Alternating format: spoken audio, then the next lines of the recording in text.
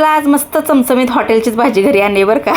म्हणजे हॉटेलच आणलं म्हणा एकंदरीत, कारण मनस्वीला अशा भाज्या बीट वगैरे घातलेल्या आवडत नाही. तर ह्याची ग्रेव्ही दिसते की नाही, त्याच्यात मस्तपैकी छोटे 2 बीट, 2 टोमॅटो आणि एकच कांदा टाकले, लसूण आलं सगळं त्याच्यात एकदमच वाटण केलेलं आहे. आणि हे फ्लावर थोडंसं उरलं होतं आणि थोडं गाजर होतं, त्यामुळे म्हटलं जरा वेगळा लुक द्यावा, वेगळं द्यावं.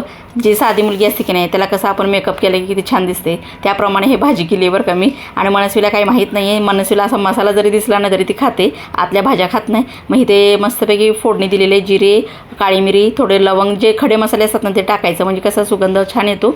आणि हळद तिखट मीठ सगळं टाकले. आणि ह्या शेवयाच्या शेंगा आहेत ना मी शिजवून घेतल्या होत्या डाळीसाठी, मग म्हटलं ह्याच्यात पण थोड्याशा घालाव्या, म्हणजे तेवढीच भाजी छान लागेल. म्हणजे एक प्रकारे मिक्स वेजच म्हणा.